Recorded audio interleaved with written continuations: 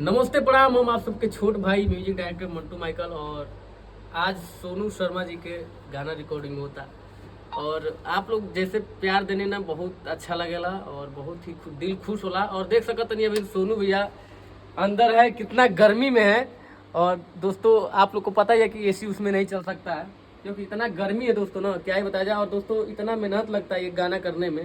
कम से कम ये म्यूजिक जो हुआ है 2 दिन में हुआ है दोस्तों, और थोड़ा टाइम भी नहीं था हमारे पास। और अभी सोनू भैया फोन किए हैं कि हम आ रहे हैं। हम कहें ठीक है आइए, रात भर आज रिकॉर्डिंग होगा। आज रात में दोस्तों रिकॉर्डिंग हो रहा है। ठीक है, आइए सुनाते हैं गाना, सुनाते हैं, आइए। मेरे सपनों की रानी कब आएगी तू, आई रुत मस्तानी कब आएगी तू, बीती जाए जिंदगानी कब आएगी तू, चलिया तू चलिया।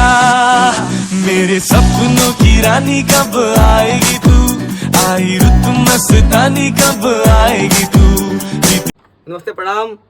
और मैं सबसे पहले ये बताऊंगा कि हमारे जो मंटू भाई है ना, आज उनका तबीयत खराब है सुबह से ही। मतलब उनका गला पकड़ा हुआ है, बुखार भी है, दवा खाए मेरे सामने खाए हैं, तब पर भी मतलब मेरे पास मतलब 2-3 दिन से समय नहीं था, उनके पास नहीं था।